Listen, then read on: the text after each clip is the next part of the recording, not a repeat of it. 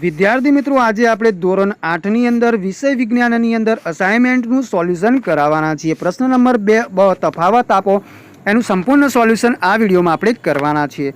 તો જોઈએ વિદ્યાર્થી મિત્રો, આગળની વિડીયો તમે ન જોઈ હોય તો વિદ્યાર્થી મિત્રો આપણી ચેનલ પર જઈને જોઈ શકો છો. પ્રકરણ 1 અને 2 એમાં પહેલું છે કુદરતી ખાતર અને કૃત્રિમ ખાતર. કુદરતી ખાતરમાં આપણે પહેલો મુદ્દો લખીશું વનસ્પતિ અને પ્રાણીઓના અવશેષોના વિઘટનથી બને છે, જ્યારે કૃત્રિમ ખાતરમાં લખીશું કારખાનામાં રાસાયણિક પ્રક્રિયાથી બનાવવામાં આવે છે.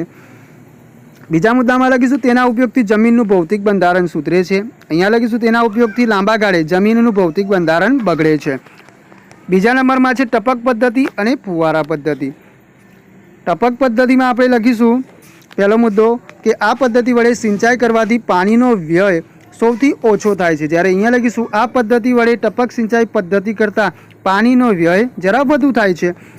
અહીંયા લખીશું દરેક છોડ આગળથી પાઇપ પસાર થાય તેવી ગોઠવણ કરવી પડતી હોવાથી પાઇપનો ખર્ચ વધુ થાય છે. એક ફુવારો આજુબાજુના ઘણા છોડને પાણી સિંચી શકે છે, તેથી ખર્ચ પ્રમાણમાં ઓછો થાય છે. એના પછી છે ઈસ્ટ અને મોલ્ડ. ઈસ્ટમાં આપણે લખીશું પહેલો મુદ્દો ઈસ્ટ એક કોષીય ફૂગ છે, જ્યારે મોલ્ડ બહુકોષીય ફૂગ છે. બીજો મુદ્દો તે ફાયદાકારક ફૂગ છે.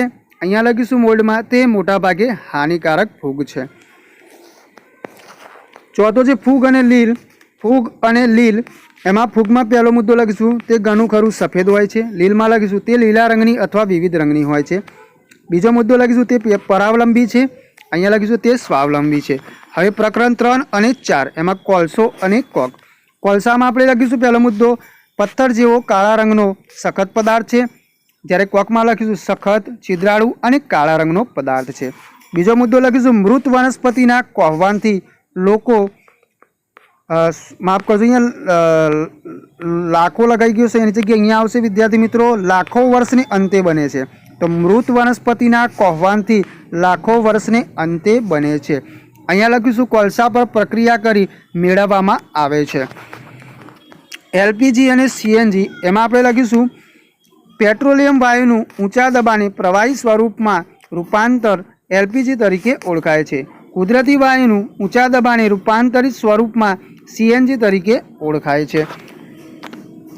હવે એલપીજીમાં લખીશું બીજો મુદ્દો તે રાંધવા માટે તથા વાહનોમાં બળતણ તરીકે વપરાય છે. અહીંયા લખીશું તે બસ, મોટરગાડી, કાર, પછી રિક્ષા જેવા વાહનોમાં બળતણ તરીકે અને ઘરોમાં પાઇપલાઇન દ્વારા બળતણ તરીકે વપરાય છે.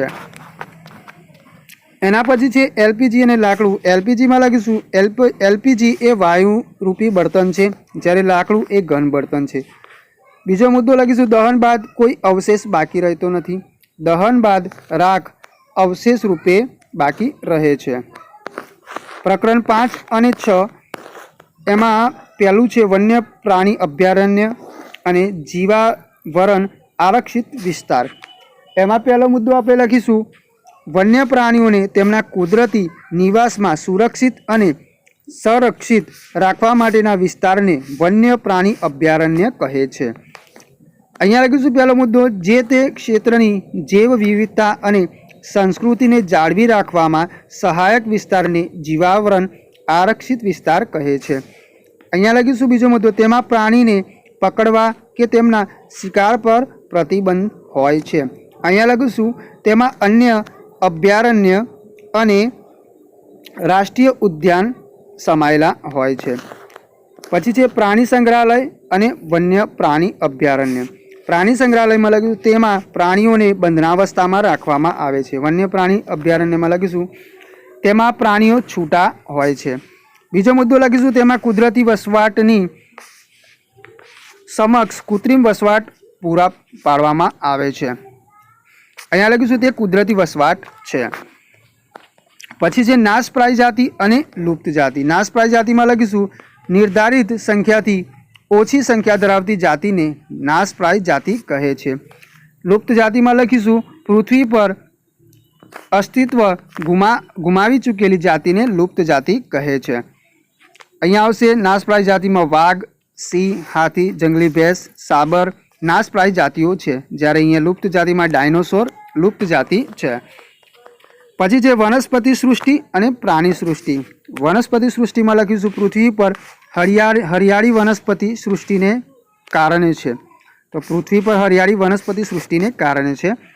પ્રાણી સૃષ્ટિમાં લખીશું પ્રાણી સૃષ્ટિના મોટા ભાગના પ્રાણીઓ ખોરાક માટે વનસ્પતિ પર સીધા આધારિત છે. વનસ્પતિ સૃષ્ટિમાં લખીશું સાલ, શાક, આંબો, જાંબુ વગેરે વનસ્પતિ સૃષ્ટિ છે. જ્યારે અહીંયા લખીશું ચિંકારા, ચિત્તલ, નીલગાય, પછી દીપડો વગેરે પ્રાણી સૃષ્ટિ છે. અલિંગી પ્રજનન અને લિંગી પ્રજનન, એમાં આપણે લખીશું અલિંગી પ્રજનનમાં પહેલો મુદ્દો એક જ સજીવ ભાગ લે છે, જ્યારે લિંગી પ્રજનનમાં નર અને માદા એમ 2 સજીવ ભાગ લે છે. બીજો મુદ્દો અહીંયા લખીશું આપણે અલિંગી પ્રજનનમાં, તેમાં પ્રજનન કોષ બનતા નથી. જ્યારે અહીંયા લખીશું નર અને માદા પ્રાણી શરીરમાં પ્રજનન કોષો બને છે. તો વિદ્યાર્થી મિત્રો, આગળની વિડીયોમાં આપણે પ્રશ્ન 3 સવિસ્તાર ઉત્તર લખો એનું સંપૂર્ણ સોલ્યુશન કરાવીશું. તો વિદ્યાર્થી મિત્રો, ચેનલને સબસ્ક્રાઇબ ન કરી હોય તો ચેનલને સબસ્ક્રાઇબ કરવાનું ભૂલતા નહીં. આગળ નવી વિડીયોમાં આપણે ફરીથી મળીશું.